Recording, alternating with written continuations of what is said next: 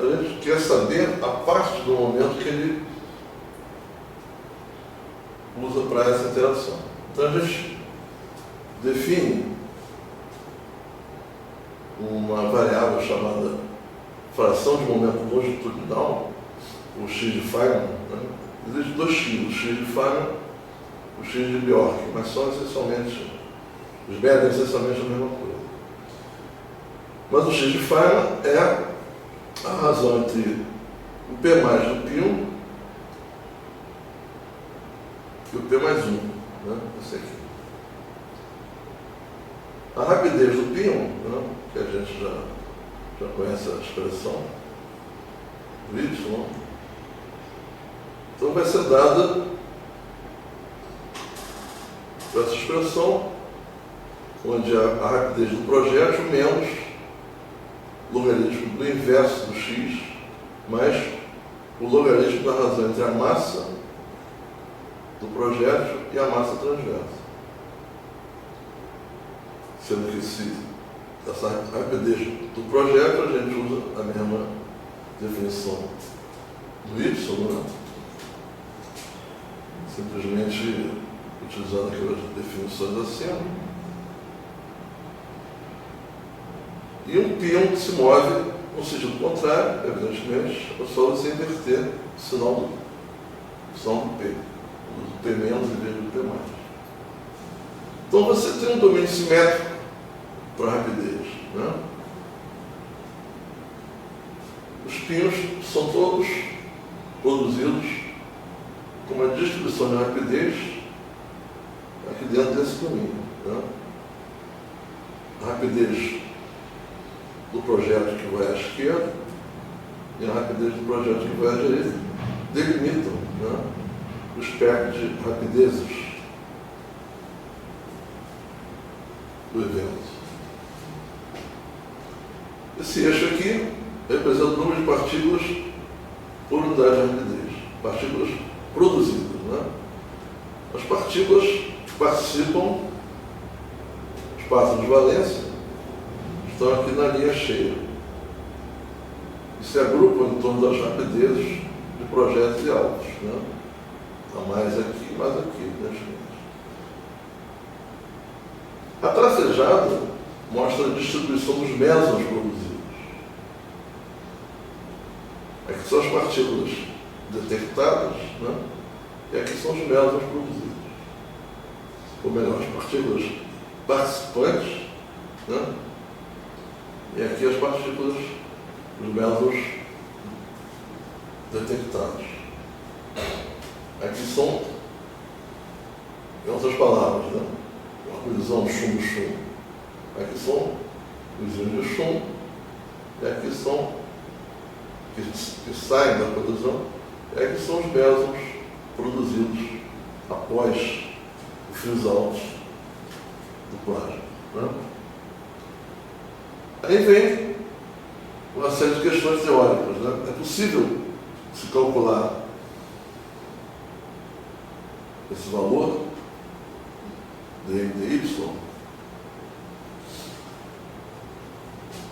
O comportamento do momento transverso médio dessas partículas, né?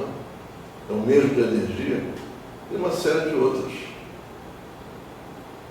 perguntas, né? Observando que o y igual a zero, ele está associado a partículas com o momento longitudinal zero, o que dá o P mais igual à razão entre a massa transversa e raiz de 2. Quando o x tem esse valor aqui, e é muito menor do que 1, no limite dessas energias que a gente está buscando. Logo, a produção de partículas múltiplas na rapidez central reflete as propriedades dos graus de liberdade das funções de onda dos hadrons que entram em colisão dessa escala de energia em que x é pequeno. Então, isso tudo é para dizer que só nos interessa realmente estudar os eventos em que x é pequeno, ou seja, que a energia é muito alta ou em que o PZ é próximo correspondência, né? A partícula se movimentando à velocidade da luz. Inclusive na época, e na própria LFD se usa frequentemente o termo referencial de momento infinito. Né?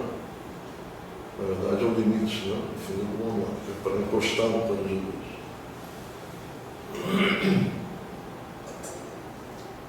A chamada lei de escala de Feynman, né, é uma característica dessas distribuições de rapidez dos rádios produzidos, né, os pinos, assim.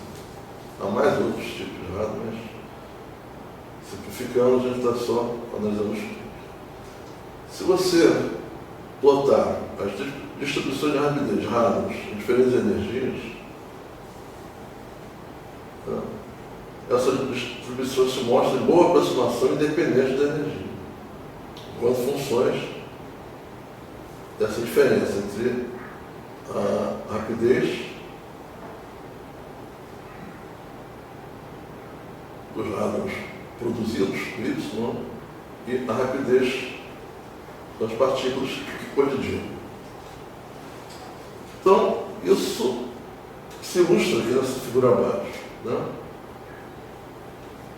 A distribuição de rapidez medida de uma dada energia está na linha cheia e da energia diferente a maior e maior corresponde à linha tracejada. A questão é a seguinte, é que essa representação aqui ela está reescalonada.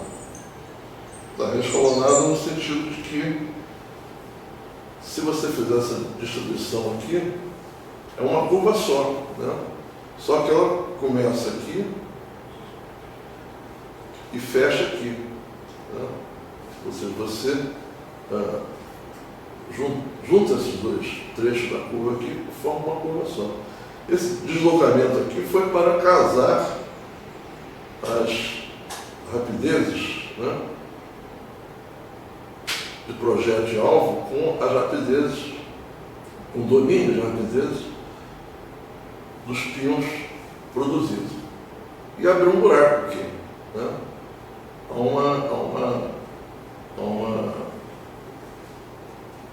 um afastamento ali, né, da região central,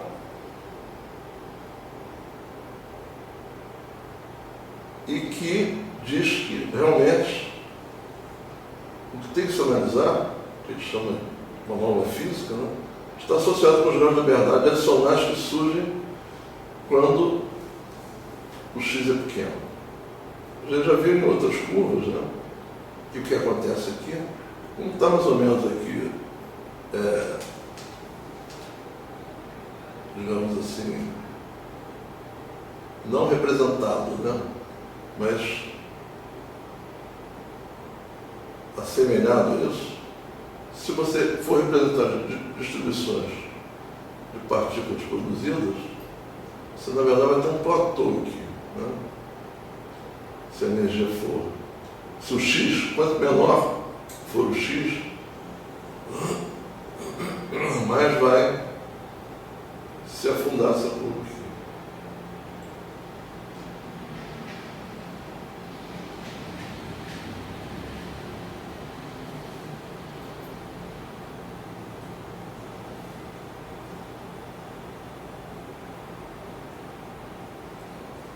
Então vamos só ver, escolhendo elástico profundo, né, que foi o início da teoria dos partos, o modelo dos partos, né, que era o estudo da colisão de um feixe de elétrons de alta energia com prótons, né,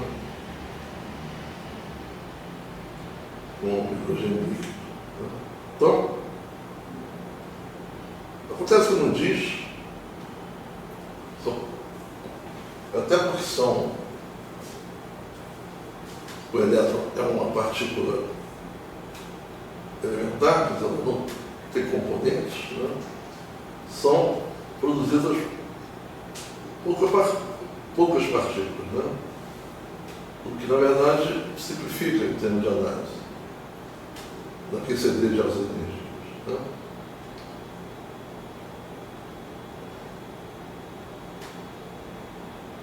Como eu disse, as distribuições de quarks são mais facilmente estudadas em um referencial de momento infinito. Né? Ou seja, um momento longitudinal muito maior que a massa das partículas incidentes, dos projéteis. Né?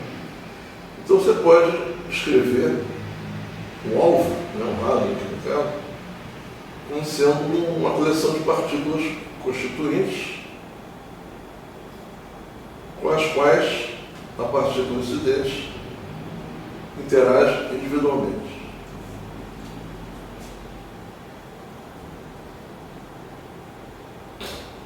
Isso faz com que o momento longitudinal de um Barton seja igual àquele x vezes P+, né?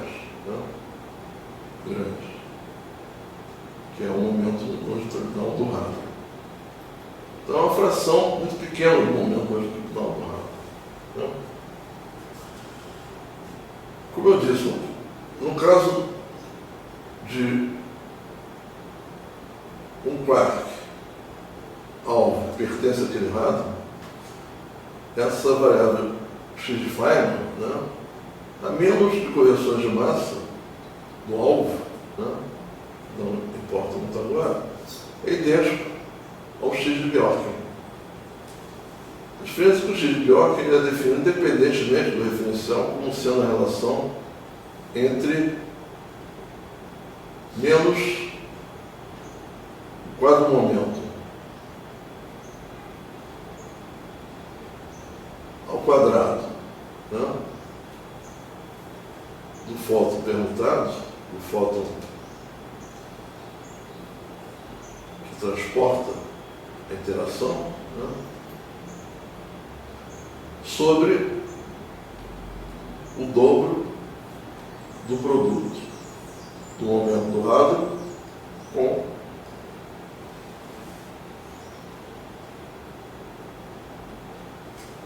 o valor absoluto desse momento do fóton permutado. O interessante é que essa variável de Bjorken ela segue uma lei de escala, né? Que isso aqui, se você explicitar, você vai ver que é Q2 sobre S, em que S é o quadrado da energia invariante, é aquele S de Mandelstam. Então, no espalhamento inelástico em altas energias, quando S é grande, dado o momento fixo do fóton, né, que é permutado entre o lepton e o hadron, ou o quark. Então você mede a distribuição de quark exatamente para os valores pequenos de x, quando x é muito maior do que 1. Pensando nessas distribuições como funções da rapidez, você, no caso específico aqui do disco, facilmente você define essa rapidez como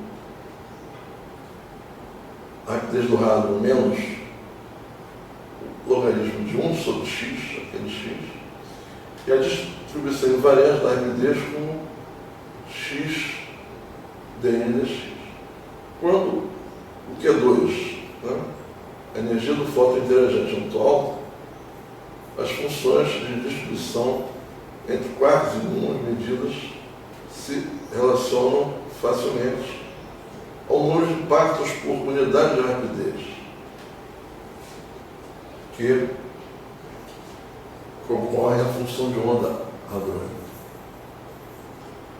Aqueles experimentos diz, principalmente feitos a partir de 67, no SLAC, Stanford, mostram que essa distribuição dn/dy típica, no caso dos muons de valência, né, ou constituintes, é similar à distribuição de rapidez de partículas que se produzem em colisões hadron-hadron.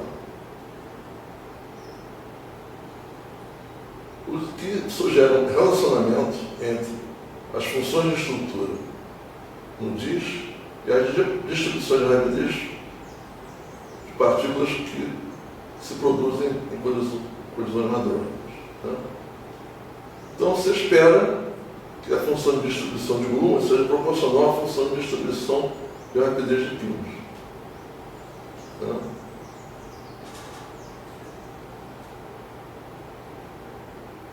Por exemplo, essa hipótese pequeno x,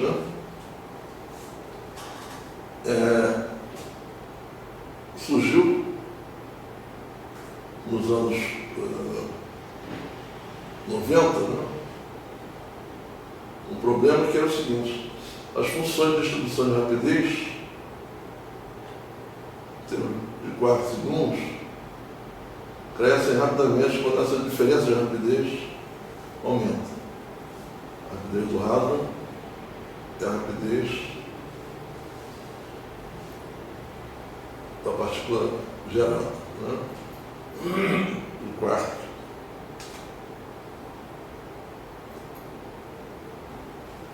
Em 99, por exemplo, você vai ter essas curvas aqui, né? Com energias diferentes. 5 já é ao quadrado, 20 já é ao quadrado, 200 já é ao quadrado. Então, como a distribuição de gluons, o número de gluons por unidade de rapidez na função de onda do hadron, né, a gente tem essa relação aqui.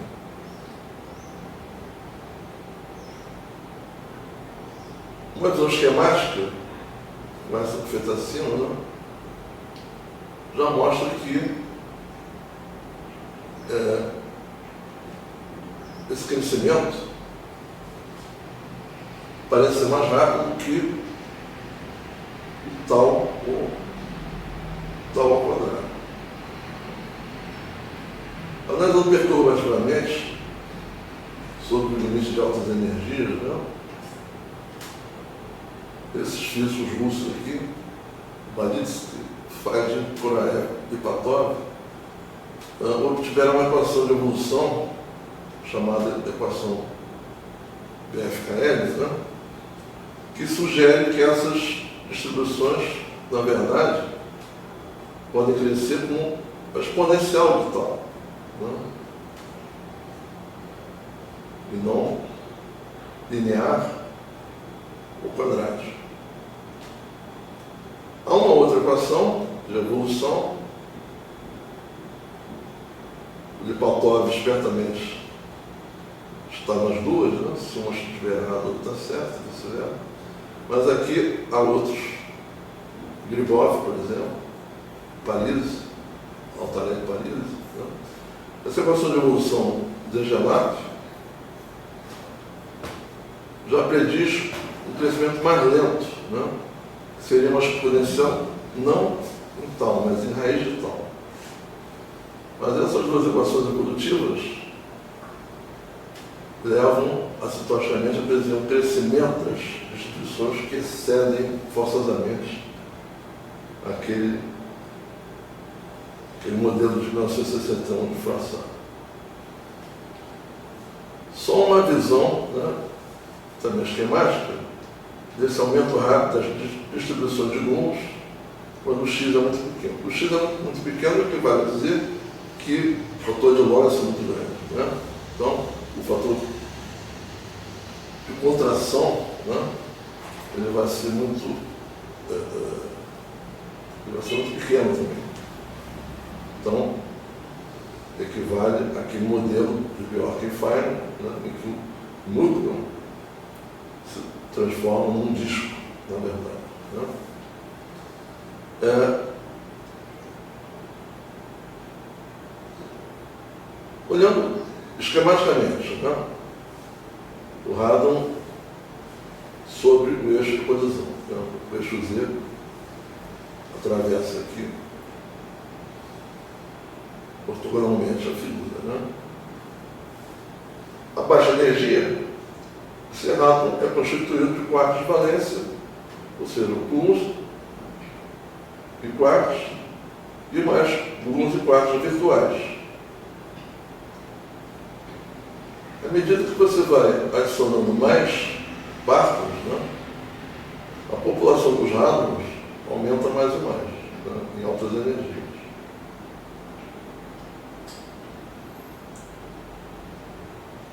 Se você usar o disco para identificar esses constituintes, você vai ter um X suficientemente pequeno em que a densidade dos constituintes se torna tão elevada que você não pode negar mais que eles estão interagindo mutuamente, né? Então isso resulta em um efeito de sombreamento, ou seja, decréscimo da seção de choque do espalhamento relativamente ao esperado e um espalhamento incoerente entre partículas que não interagem entre si. A expressão sombreamento fica clara, né, porque a partícula incidente, né, ela não consegue atravessar, né, com facilidade, como atravessa aqui. Ela se choca com um quark aqui, mas ela é espalhada e detectada mais à frente. À medida que essa energia, né, essa velocidade desse núcleo aumenta, a criação de partos virtuais aqui, a distribuição, né, também aumenta exponencialmente e fica mais difícil ele interagir um desses constituintes aqui e sair do outro lado. Então, há um sombreamento, né? A seção de choque fica muito alta. O decréscimo é muito pequeno, né? Porque simplesmente não há a observação da partícula emergente. Isso você pode observar em detalhe, né? Analisando essas funções de distribuição de choque, fixando o que, e se observa um ponto de saturação. Né? À medida que o X vai ficando pequeno, né, você obtém um certo valor crítico, né, que dá a saturação da distribuição de gluons no interior do radon, né? E o interessante também é observar o seguinte, é que nessas outras energias, a densidade de gluons cresce muito mais rápido do que a densidade de quarks. Digamos assim, do ponto de vista quântico, né, é fácil entender isso, porque os gluons são bósons, né? Eles podem se superpor, né, se condensar, né? Os quarks são férmions, eles não podem ocupar o mesmo nível de energia. Então, essa característica dos gluons serem bósons faz com que a densidade deles seja muito maior a energias mais altas do que as quarks. E isso é que leva à saturação. Então, aquele condensado de vidro colorido, na verdade, é composto essencialmente por gluons. Somente o Saturno, o núcleo em alta energia. É como se fosse um condensado de Bose-Einstein, só que com uma energia próxima a um momento infinito. Né? Aqui vem uma análise mostrando que também a escala de saturação cresce com energia, assim como a distribuição cresce com energia de gluons, né? Então, observando um X suficientemente pequeno, quer dizer, uma fração do momento, né, do parto, muito menor do que o momento do radon, né, do radon-alvo, você obtém que essa energia de saturação é muito maior do que a energia de escala do QCD. O que leva, né, essa observação leva ao fato de que, como esse valor aqui é aproximadamente igual a 4,8 vezes 10 a menos 2 ao quadrado, se pode supor que você pode usar o estudo dos regimes de altas energias, né, na QCD, nas proximidades da energia de saturação, as técnicas já conhecidas para acoplamento fraco. Isso vai justificar mais à frente que se use, por exemplo, soluções clássicas da equação de N-, né? Agora, diferentemente da QCD perturbativa, né, esse acoplamento fraco não significa que a física seja perturbativa. Há fenômenos, vários fenômenos, em escalas maiores, de espaço, né, e menores de energia, que têm acoplamento fraco, mas não são perturbativos, né? Aí, há vários exemplos aqui que justificam esse uso, né? Que justificam o uso mais à frente de um modelo, uma teoria efetiva, né, de estudo desse condensado de mundos em quartos através de soluções clássicas.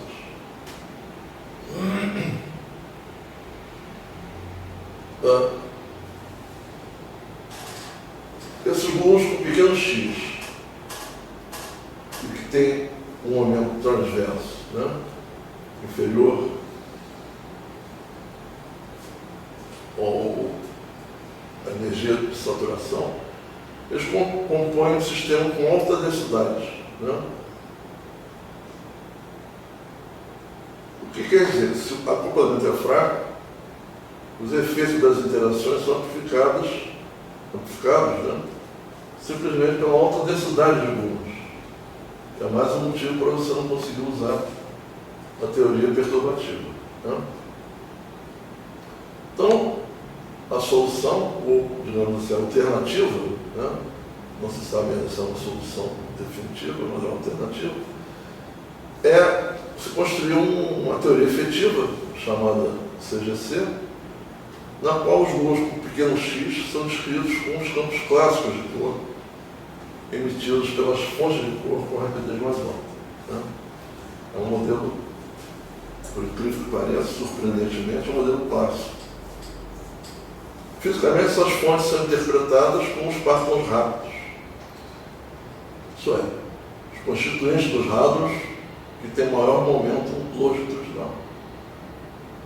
A gente vai ver que, devido exatamente à dilatação do tempo, essas fontes podem ser consideradas como imóveis, né? Também é outra, digamos assim, outra facilitação de cálculo que esse modelo apresenta. Então, a gente vai ver que esses passos rápidos eles saem das fórmulas integrais a cada nível de rapidez quando você usa um ambiente de fundo do campo clássico gerado pelo nível anterior. É como se fosse um grupo de renormalização, né? Uma trajetória no espaço do grupo de renormalização em níveis de rapidez. Então você vai construindo essas interações com fontes clássicas, né, de partos rápidos. E a gente, sexta-feira, aliás, sexta-feira é feriado, né? 25. Dia 25, quinta é feriado, porque Corpus Christi, sexta vai ser recesso. Então na outra sexta a gente retoma a partir daí.